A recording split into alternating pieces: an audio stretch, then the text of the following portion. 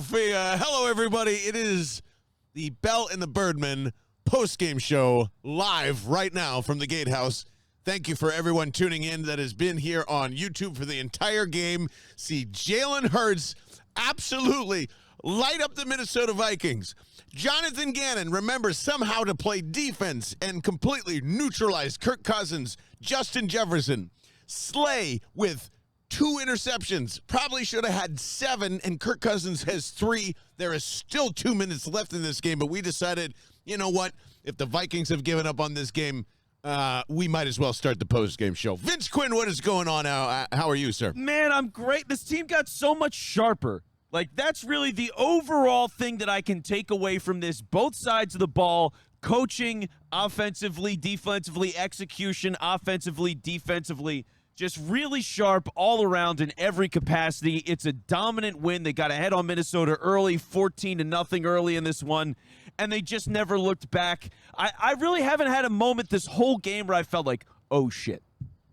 You know? Not once. Hasn't been there. They're just, it's never felt like they've been an actual threat literally all night long. It's unbelievable. From the opening drive to what I thought was some of the most brilliant scripted plays that we've seen from this coaching offense, fucking finally, by the way, of just masterfully cutting up a Vikings defense. And, man, I don't want to pat ourselves on the back, but I'm pretty sure Jonathan Gannon and everybody over there listened to the podcast, and so did Nick Sirianni, because whether or not they did or not, they gave us the presence that we asked for of coming out in tempo, coming out in no huddle, coming up as we've got more Birds fans crossing over at the Gatehouse, trying to beat traffic as well as they're enjoying this Kirk Cousins disaster. And just, I mean, over and over again, to use the great Xavier Rhodes, I mean, they schemed their ass to death here in this one. And that was clear-cut from both the offense and the defensive side of the ball. But seriously, dude,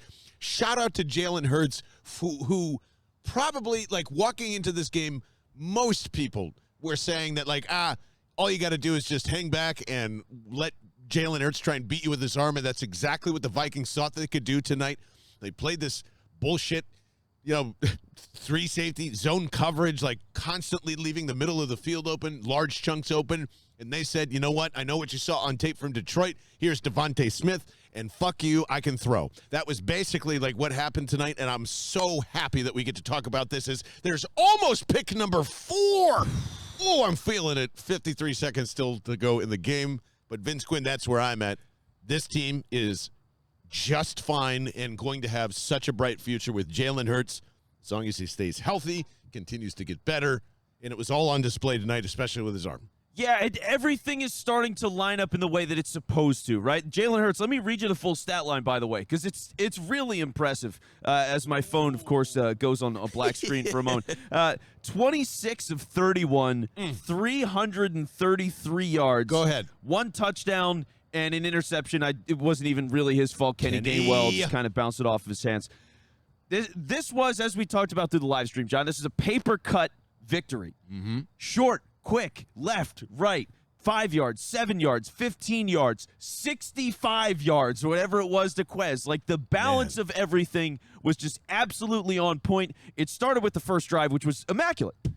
That drive was immaculate, as good as it could have possibly been. Everybody got the ball. Devontae Smith, Dallas Goedert, Miles Sanders, Jalen Hurts ran one. Pascal caught a ball. Like, they threw it to everybody. They marched right down the field. They got a nice, easy touchdown, and they never looked back from there. It just great all around. And for Jalen Hurts, that's who he's supposed to be. I think that's the best way to make the most of his talent. And they just ran away against a pretty good team tonight. And, man, this is the beautiful thing, and I hope you can hear it. Oh, yes.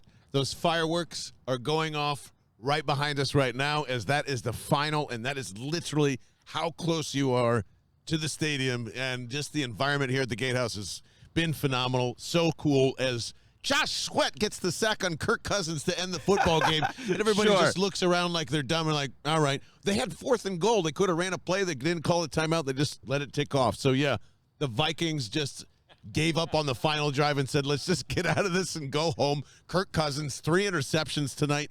Let's switch to that for a second, then I'm happy to go back to Jalen. Jonathan Gannon tonight was awesome. I'll leave Reddick on an island for a second, but Jonathan Gannon tonight I thought was awesome. Plain and simple. Outside of the first drive in the third quarter when the Vikings came out and just kind of lit them up and scored their only touchdown, just masterful performance tonight. Yeah, no, look, they held the Vikings to 7 points. Okay, this is a Sean McVay-ish team. That's what Kevin O'Connell is. Ran a great game plan against the Packers last week. Just a really good dynamic offense. They had no answers tonight. They had no idea what to do. They had a couple of moments where, like, some of that same short, quick stuff that the Eagles were doing, they were trying to run that. They couldn't maintain drives on it. And they were just stuck. Run game didn't work. Pass game didn't work. Justin Jefferson, I mean, what was his stat line at the end of this? 6 catches, 48 yards. Who gives a shit? Like, they just couldn't matter. They couldn't do anything of substance the entire night long. The most eventful thing that they really did was they blocked the field goal. Yeah, right. And that was it. Flip the field, and Kirk Cousins throws an interception to flip it back. Yeah. Like, it's just like, man, that really big and offense didn't put the defense in trouble really at any point. Defense didn't put the offense in trouble really at any point. Like I said, the special teams were the only kind of really Noonan in this thing. I'm just like, oh, crap, is this going to be a way back into the game? And granted, how we've, seen how this weekend has ended with all the crazy scores, you're like, let's not celebrate until it's all over. But, yeah, I mean, like, it's Fletcher Cox looked like he was the same normal Fletcher Cox again tonight. Hargrave, you and I commented, was just so much different than game one. And the corners just outstanding all night. I've got to apologize to Epps too. Like, good Lord, that kid can play. That wasn't just a line from the offseason where it's like, yeah, he's here, we believe in him, whatever the line was. I just assumed, and man, I assumed wrong. There's still a couple of kind of like dumb things that I think, Jonathan Gannon's a little too passive on, but the blitzes were at the right time. It's just the feel of the game for Jonathan Gannon today, I think, is what impressed me the most. Hit the right buttons at the right time, essentially. Yeah, and eventually Lady started to blitz a little bit more, and that led to Kirk Cousins shitting the bed again. So everything came together the way that it was supposed to. Defensive line was getting home. Go Birds. So they were getting home. They were causing problems. Javon Hargrave was the guy that led to one of those picks when he threw it way wide of Justin Jefferson, and Slay got that pick. That was because of Javon Hargrave creating pressure up the middle and getting a holding call while he did it. So all of that was awesome. And your point with Marcus Epps so far, it's been solid.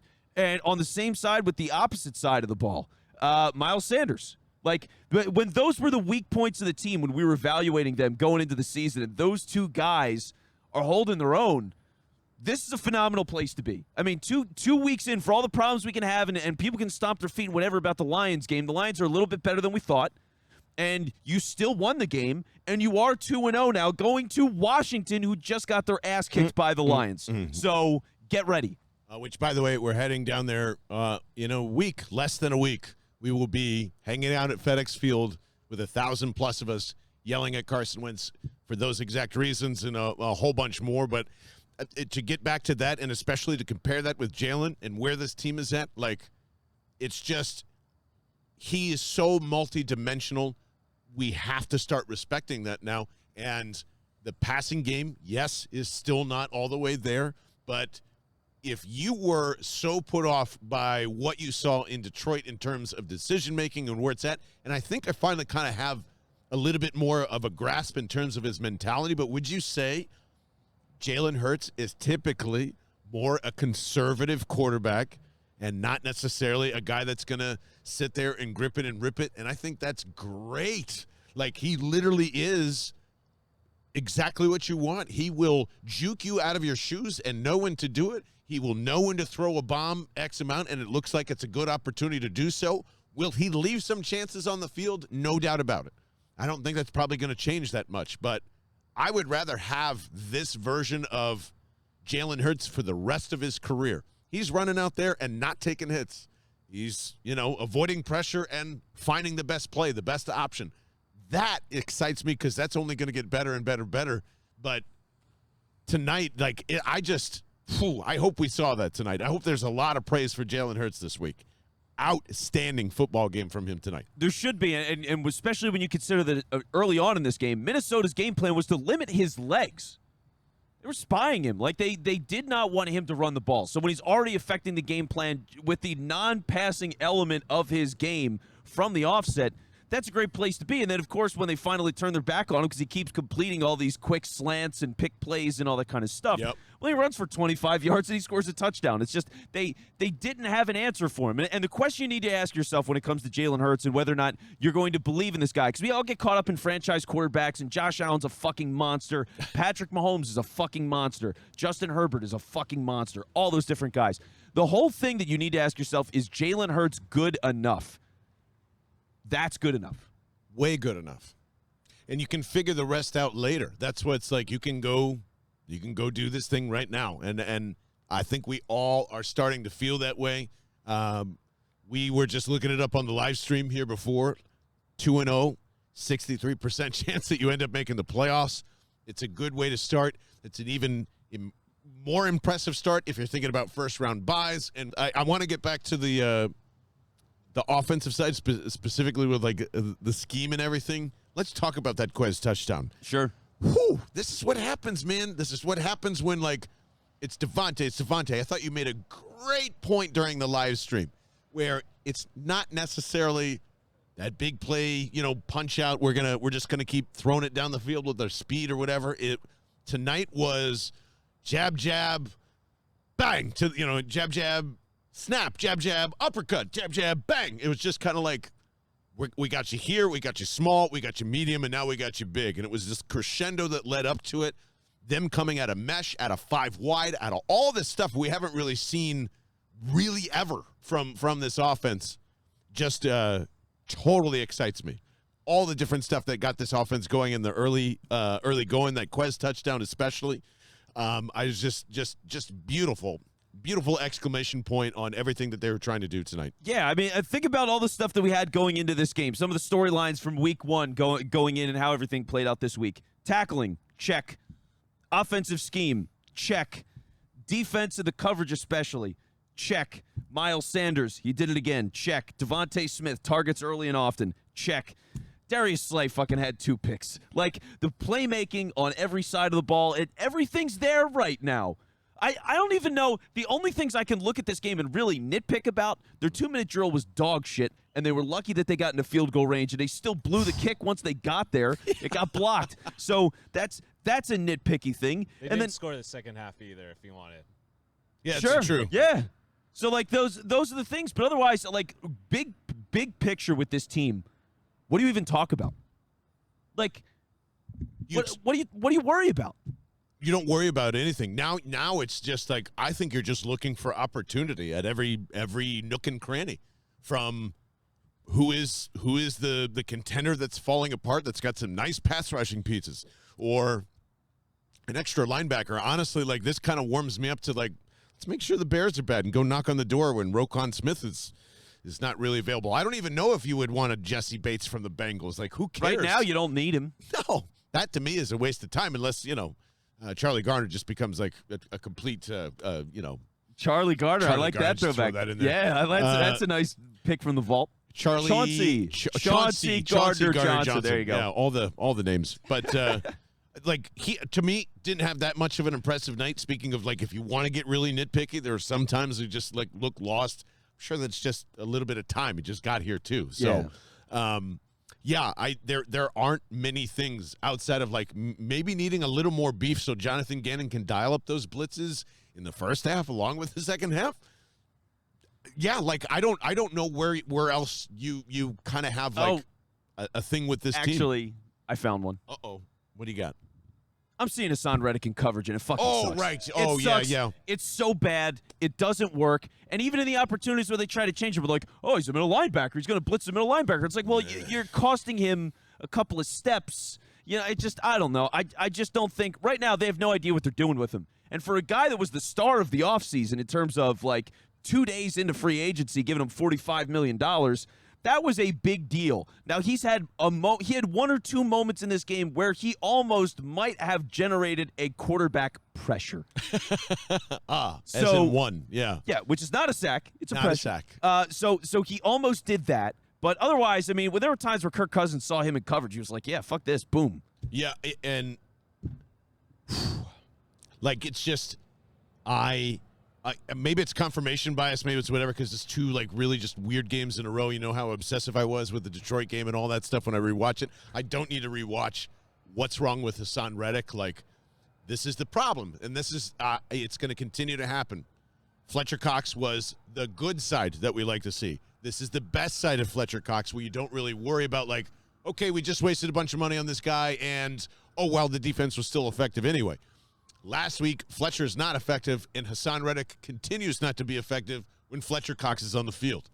You have to get him into space. You have to stack him behind linemen, and until they start doing that, it's going to be a long pit of disaster for Hassan Reddick and everything else. But Go Birds! Go Birds. We're getting a couple of those. I love this. This is so good. Good vibes here. And But they were at the tailgate. They were at the tailgate. I just don't think that there's going to be a great place for Hassan Reddick's future here this season as long as Fletcher Cox is in there. I mean, Well, and he played a good game today. He did. I mean, Fletcher Cox was disruptive. So for him to finally, well, not I say finally as if it's not week 2, but he was really causing some problems today. Yeah, Reddick, they still don't know what to do with that. So it's and maybe that's just an ebb and flow thing, and like he's going to have games and Cox won't, or Cox will and he won't, which was tonight, or maybe we're due for a Josh Sweat game soon. Like he almost had didn't he almost get a sack fumble and then they called that back? Yeah. He did. Then they had a face mask. Got a sack at the end too. I think that was him. Yeah, I so wasn't like sure, but- he was doing some stuff. So like it's just waiting. Hey, we have Were you at the game? Oh, come and say hi There you real go, quick. yeah, there you sure. go. We got Here, some- we got a microphone right here. here. I got If a you want to come microphone say hi. for you right here. So so what's your name? My name is Brooklyn. Brooklyn, and let's get Brooklyn's mic There on. we go. All right, Brooklyn. Hi, Brooklyn. Hi. How was the game? It was really good. Yeah. And what'd you like about it? What made it so much fun? I mean, besides people screaming, it was obnoxious, but it was fun and stuff. It was my first game. Oh, awesome. no That was your first way. game, and you're wearing the right jersey. So what did you think of Jalen Hurts tonight? He was good, but sometimes they need to work on how they score and stuff. Yes, yeah, we were just talking about that. So what do you think? Should we be pretty hard on him, or should we be okay with him this week? Maybe, since this is like kind of the first week and stuff, just go soft. But if they keep acting like that, just go hard on them. All right. I love that. I like this, Brooklyn. Brooklyn, thank you so much. This has been fantastic. And I also made a sign. oh, nice. got a sign? We're taking the Vikings down without a peep. 4 weeks later, we will Put the Cowboys to sleep. Go Eagles. Yes, Hey, love it. Love this, Brooklyn. That is amazing. Well, thanks so much for stopping by. Can we get a Go Birds before you go? Go Birds. All right. Yeah, there it is. Brooklyn, All yeah, right, you you too. too. Thanks, Get home Brooklyn. safe. Bye, guys. Yep, smiling Papa right there.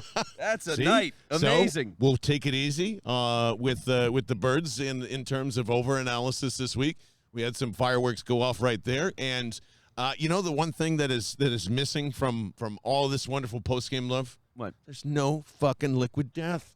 You want to know why? Because it's stored at my fridge, and I can't wait to get back to it. After a night like this, we've been drinking beers like crazy. We've been going through every type of wonderful and delicious, mind you, salty food on the planet, and all I can think about is that cold, refreshing mountain steel water that is going to go down my gullet and murder my thirst the moment we get home from this post-game show, because, man, oh, man, there is nothing like it, and I don't know what it is, but it's got magical powers. It is just the best mountain water from the Alps, right, Vince Quinn? It's That's so all it good. is. It's so good. It's delicious, but in that cold can when you get it, if it's been in the fridge for at least 4 hours, it's the best tasting thing in the world. On top of that, you don't have to throw that thing away into a New Jersey landfill, because that's where all your plastic single-use stuff goes. And you know that they are coming packing when we say we're heading to Washington, because they don't want any of that crap around. So they are sending us 3 pallets of this to our tailgate. They believe in us just as much as they believe in them, and we appreciate about them. So go to liquiddeath.com/bell right now to get every case that you order shipped on their site, shipped to you for free. And, the shipping's free, not the cases, obviously. I hope I was clear on that. But it is so awesome. The seltzers, to the flat water, to the regular OG black seltzer cans, just amazing, Vince Quinn. And one other piece of news, John. Yes. Hoodies. That's right. We've got hoodies. I forgot to mention that. Congratulations I can't wait to get a hoodie. to everybody, Yeah, including to all ourselves. Of us. Yes, great job, everybody. We did it. About to get cold, so. Yeah, I know. It's hoodie season. Hoodie That's season. why I'm congratulating everybody. And girlfriends are excited to steal them. yes, actually, my wife won't give any of my hoodies back to me. And my girlfriend just gave me the stink eye. She's right over there. So, but because the Vikings lost in such a miserable fashion, Drew over there at phillysportsshirts.com, which is where you can go find our stuff, phillysportsshirts.com/bell, I believe. yeah, for that and as well. he's in the Discord too. 20% off because they won. We agreed to this before we got to the game. 20% off all of those hoodies right now. First time you're hearing about this because they just got in the store today. So very excited for that. And if you missed any of this between Liquid Death or where our hoodies at, just go to bellandthebirdmen.com and it is all there for you. That being said, we have got to address one big thing before we get out of here in this postgame, and then I would love to hear all your thoughts on some of the small stuff we might have missed. Justin Jefferson, you little bitch, you son of a bitch. I can't believe all of the stuff that you have talked all week leading up to this, and maybe you didn't even really mean it that way in particular, but I mean, when you say things like, I'm happy that I'm in Minnesota, and I'm glad that Jalen Reagor's next to us, and all this crap about, yeah. And then there's this tweet from Kyle Brandt before the game starts, and I want to make sure this is perfectly clear of where this dude's head was at. Justin Jefferson thought he was going to be so badass today, walk into the link, have 1 billion receptions and 1 billion touchdowns, that he had some thing planned for the NFL Network interview. That's what Kyle Brandt tweeted out, right? I have that correct? Where's the fucking interview? Oh, that's right. You lost the game because you're a mediocre to okay wide receiver who is stuck in the worst part of football, which means you have got to get a ball thrown to you from Kirk Cousins. So enjoy that contract and enjoy the miserable life you're going to have in Minnesota, and you might as well drive up to Duluth and start drinking that blackberry brandy, because that's all you're going to see for the next couple of years is dumbasses telling you how great you are in the worst franchise that will never, ever win a goddamn thing. So let me tell you, Justin Jefferson, I'm perfectly happy in my seat with A.J. Brown and Devontae Smith, who could outplay your ass on any given day, and just walk back on into there if you want to test that out ever again. Sit down, shut up, enjoy your dumbass padded stats in Minnesota, and never win a fucking thing again, because Joe Burrow ain't there, baby. He's not walking through that door, and neither is that defense or anybody else. You are stuck in the cold tundra of who gives a shit for your rest of your career, and I'll be sitting over here enjoying a Jalen Hurts Super Bowl. You dumb asshole. Enjoy Jalen Reagor and the rest of it. So just wanted to make sure we got that clear before we left the program. And I'm happy to leave on that note. Holy shit. Kyle Brandt said if the Vikings win, do not miss Justin Jefferson at the postgame press conference tonight. So still waiting. So with that being said, we're just going to keep it nice, short, and sweet, because I want to go get some of that Liquid Death. I want to enjoy the rest of the Gatehouse food that was left here, because there's a ton of it, and we're both fat, and we agree to that. Yeah. And we love to eat, and we can't wait to see you guys down here. This, ladies and gentlemen, what you are witnessing is not a simple playoff run. This is not a division winner. This is not Jalen Hurts smiling for 2 weeks and us so we can feel fuzzy about, God knows what over the next couple of weeks. This, ladies and gentlemen, what you are witnessing is a Super Bowl run. That guy that we just saw play quarterback is going to be in the MVP conversation.